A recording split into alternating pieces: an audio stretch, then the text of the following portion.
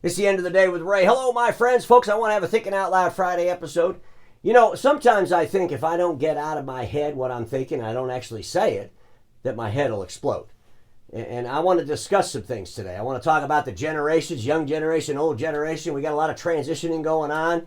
But before I do that, ladies and gentlemen, I got to do a big shout out to the CDA. I want to thank Gary Herhoff for the invitation to speak at the event. The event was held in Vegas, October 22nd through the 25th. And I was truly honored, and it was great to go to this event, to talk to some frenemies, to talk to old friends, to make new friends, and in my case, probably make some new frenemies.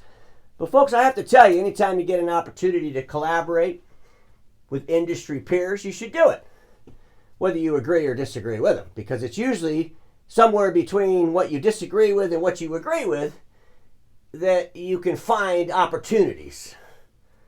It's not always about only the things you agree with. That could keep you in status quo. So I truly want to thank Gary Herhoff for the invitation to the event. You know, part of this event, Gary Herhoff and his wife Rosa, the owners of AIS, took all the attendees on a tour of their facility. What an amazing event that was. Extremely well organized and orchestrated. It was entertaining, it was educational, it was informative. When you go in the AIS facility, you feel like you're walking into the year 2027 or 2028. AIS is definitely delivering the future to the present. Congratulations, Gary, Rosa, and the whole entire AIS team. You all did a fantastic job. And more importantly, you're building a fantastic organization based on the realities that our industry's in today and based on the realities of where the industry's going in the future. Keep up the great work. But folks, I know a lot of you are probably thinking, well, Ray, you didn't go to that CDA meeting. I mean, you're not allowed to go to meetings. Some people actually think this. But I got to tell you, I got proof. I got the badge. I mean, folks, if you don't have the badge, I mean, how do you know you went, right? You can see the logos clearly match. I was there. They had some fun with my name. They say Ray Man, end of the day with Ray Stashesco. So I want to go ahead and hang up this badge up here in the badge collection. Because, you know, folks, there's a couple people out there that think if I go to an event, that security kind of throws me out. That only happened once in 35 years. And I'll assure you, that badge will never hang on that wall. But ladies and gentlemen, let me think out loud. I think I just did a little bit. But man, we got some things going on in our industry that are crazy, right? I mean, Xerox published their numbers. Wall Street wasn't too happy, right? We just saw that. And folks, you know, Xerox has been telling everybody that their revenue is going to decline as they divest themselves of different assets. They're changing the game over there. They're trying to reinvent themselves.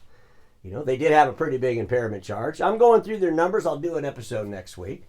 But, you know, does anybody expect Konica Minolta to knock it out of the park? I sure as hell don't. We'll see what their numbers say. Kyocera published their numbers, you know. And, folks, I got to tell you, you know, Kyocera, even if they have a hiccup as a conglomerate, when you look at the numbers for the print business, they're doing pretty damn well.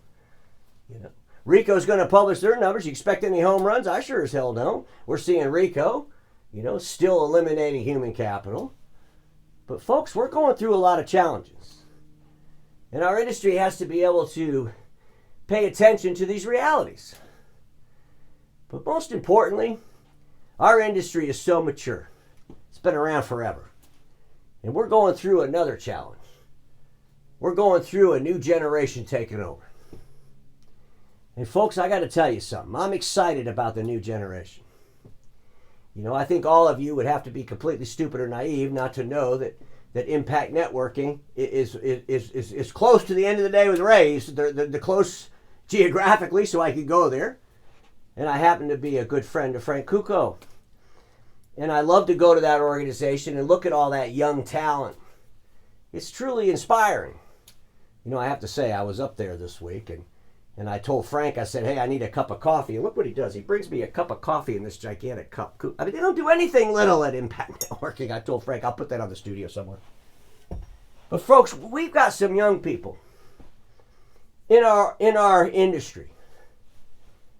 And honestly, I really have a lot of hope for our industry when I look at these young people. You know, and it's not going to be the same business that Granddad built.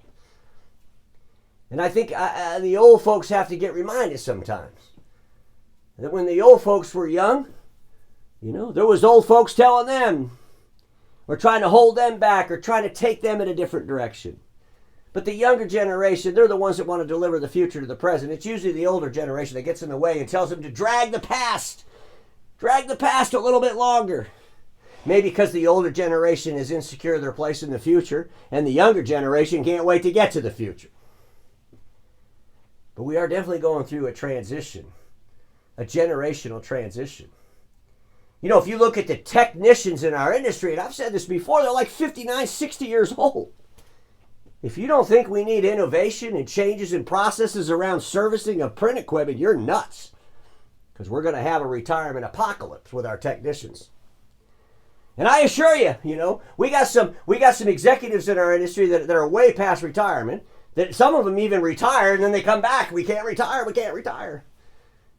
Folks, I'm convinced that some of these old folks that can't retire because they don't trust the younger generation. That's what I think.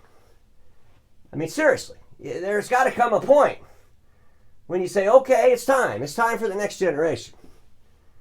And I'm hopeful that over the next 3-4 years, we can see more and more of the younger generation taking the helm. Because quite honestly, our industry needs the changes the younger generation will bring. Because I think the younger generation, when they base their decisions in reality, they're going to make changes that the older generation just couldn't comprehend making or were too fearful to make. And folks, there will be challenges. But I think the more we allow the younger generation to get at the helm of these challenges, I think the better off the industry will be. And my advice to the older generation is get the hell out of the way. And if you're one of those folks that sit at these meetings and tell people, I hope nothing changes till I retire, you should retire right now and get your ass out of this industry so that the younger generation can do its job. Because folks, look, all industries eventually have to go away because maybe the product they were once selling became obsolete. All industries are challenged and face obsolescence. But here's a fact in life. People, they don't ever have to become obsolete because they can make the changes. They can reinvent themselves. They can do what they got to do so that they don't remain status quo. Because everybody watching me knows this. Status quo is the killer of all that'll be invented. Don't get stuck at status quo. Have a fantastic weekend. And I'll be in the studio all next week. Have a great weekend.